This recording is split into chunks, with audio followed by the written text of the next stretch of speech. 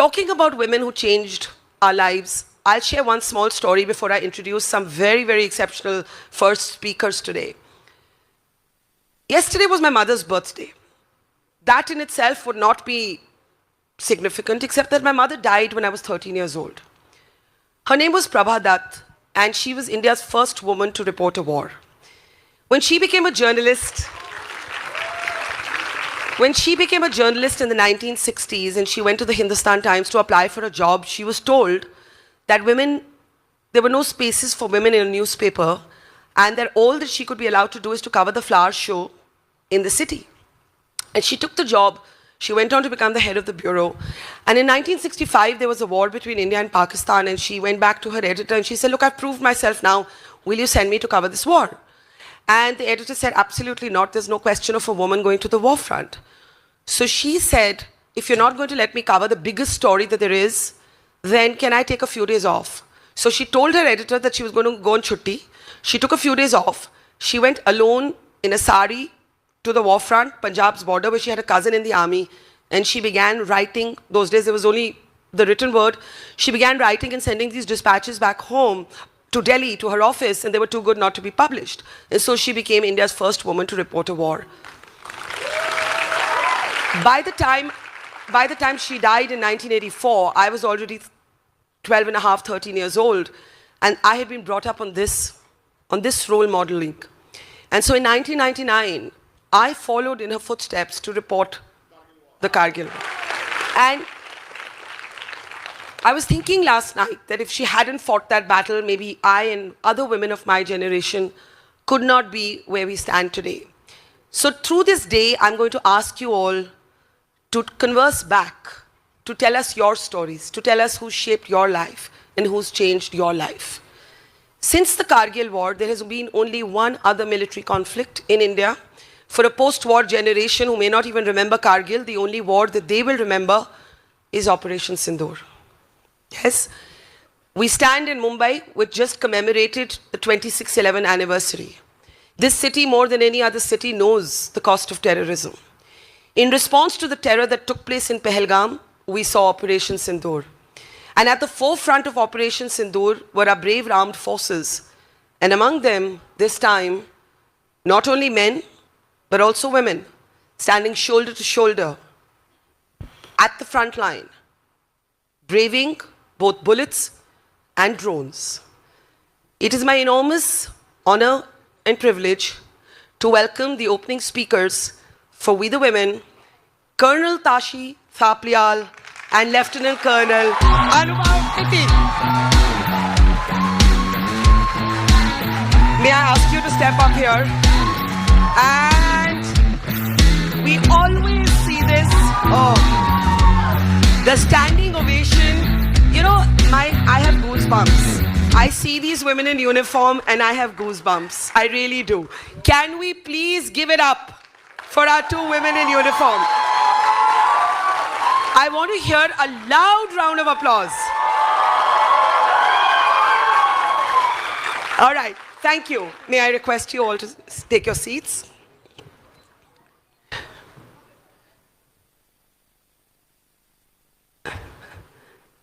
Okay, can I request you all to take your seats?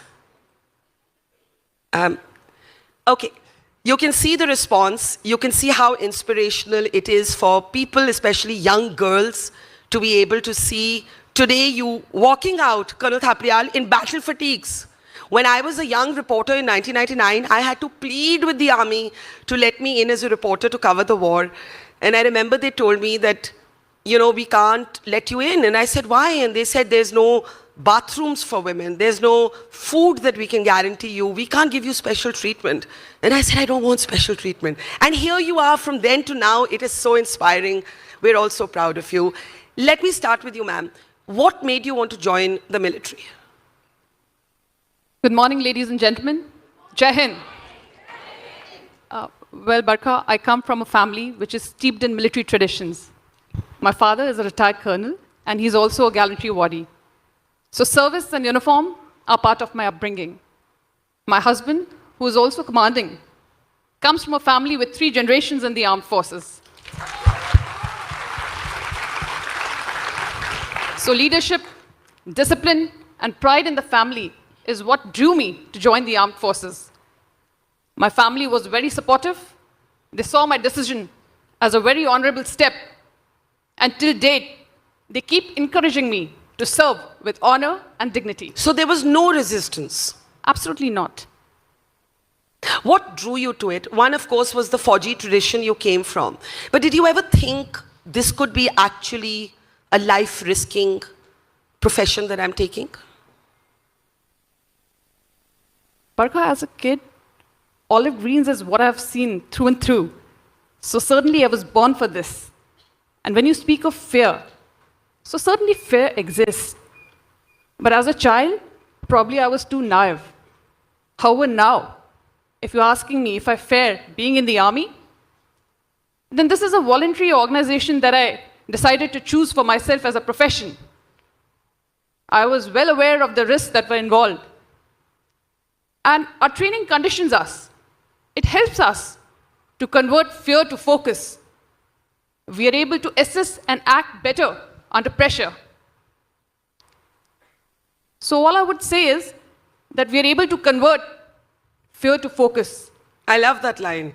Convert fear to focus. You know, a lot of people think that people are fearless. Nobody is fearless. It's how you manage fear. Can I ask you, ma'am, the same question? What made you join the military? Firstly, Jai Hind to everyone. So I come from Uttarakhand. My native home is Nainital. So I've always grown up by two quotes. One is no offense, just defense. And the second is devoting one son to the service of the nation. So if we see the overall state, so it contributes to a large amount of people serving in the armed forces. But the changing point, what we say, it came when in 1999 we had the solemn homecoming of Major Rajesh Singh Adhikari, the Mahavir Chakra. So I was 10 that time. So in the eyes of a 10 years old, it forged that I have to get into the forces, not knowing that how difficult it was. But that was the time I decided that absolutely this is the thing where I have to go and I will be there. Colonel Thapriyal, this has been the year of Operation Sindoor. In fact, the operation is not over. It is simply on pause. Both of you, I don't know how many of you know, both of them had, I will not share any operational details, but both of them had frontline roles in this military conflict. I want to ask you, Colonel Thapriyal, I was in Punjab and Jammu, and when I was there, it was like no war I had seen before. I had seen Kargil, which was very infantry-driven more than anything else. And here we saw the skies light up with, you know, orange flames as Pakistan kept sending in drones and missiles trying to target Indian cities. Can you tell me what is the experience of being not just a woman officer, but a woman officer at the war front? Well, Barkha, times like these are actually raison d'etre. That is the reason for our existence. So when I speak, you know, personally for me, this was a major capstone event in my professional career. More so because I was in command of a regiment. Yeah. So as a commanding officer, you know, you're expected to mitigate challenges, to plan for contingencies, to take measured choices and decisions. So here I was in the front line, doing all of this, commanding a team of very able and fine men. So certainly it was an honor for me, and I was blessed to be part of it. Pleasant. Blessed. I'm saying if you ask ordinary mortals, they will not say it's very pleasant to be part of war. No, I said blessed. Blessed. To be participating in an operation like this. Almost like a privilege to be able to serve your country. So obviously this has gone down in the history, you know, commanding a regiment which was operationally active in a war front. Yeah. It has gone in the War Digest. So I'm very proud of it. Absolutely, and we're all proud of you. What about you? I mean, it was such a surreal. In some ways, this is modern warfare. The nature of war is changing. The way we protect our countries, the way our militaries, women like you, men in the armed forces protect us is changing. What was the experience like? So it is always challenging. It is not dangerous for us. It's always challenging. So when we see the Operation Sindoor, if we look closely to it, so we've already been trained during the training. If we see the armed forces, we train for mental preparedness, which is very strictly followed. So as we say that युद्ध भूमि में युद्ध हो उससे पहले मनुभूमि में खेला जाता है. So something like that is already there in us. Then coming to a teamwork, so we had a very supportive teamwork and we follow it very closely. So we get a lot of support, emotional support from each other. And the last is our daily routine is so tight and disciplined that we actually do what we did in Op Sindoor almost daily. We have simulators where we actually practice them. So coming to Op Sindoor, yes, it was challenging. And that's what we want. I mean, Ye Dil Mange More is, of course, one of the famous quote, which I'm sure you are... Well, let me tell the people who are too young here to understand. Ye Dil Mange More is what Vikram Batra said before he gave his life for India. And I was a young reporter in Kargil interviewing him. And I asked him, ma'ams, ki aapko dar nahi lagta? I was, in my 20s, young, never seen military conflict before. And he threw his head back and he laughed and he said, Ye dil mange more. And it was a Pepsi Cola slogan at that time, which then in his interview with me got elevated to the level of, almost like a national motto. I want to ask you something, Colonel Thapliyal. You said that you were commanding a regiment and there were some excellent men you were in authority over. A lot of people wonder, and this is not me asking because I have a lot of experience covering the military, but I know a lot of people asked us this. Is a male soldier different from a female soldier? Or is the uniform the only defining sort of spirit of the military? I would like to answer your question in a very simple fashion. Not just military, any leader needs to have two fundamentals. One is professional competence, and second is a sound personality. And when we speak of an army officer, we need to be riding high on valor and passion. Yeah. So out here, I'm a woman officer in a male-dominant organization. I need to work on myself. See, as an officer, you're supposed to be physically fit. Very important attribute. Second, you need to have professional competence. You better have the same. So if you're meeting the boxes, there is no reason why you'll not be accepted. Have I answered your question? Yes, but I would follow it up with saying that sometimes people assume that men will have problem taking orders from a female boss. So navigating authority primarily is, professional competence is your key. The minute you've established your credibility, there's no reason why people would not follow orders.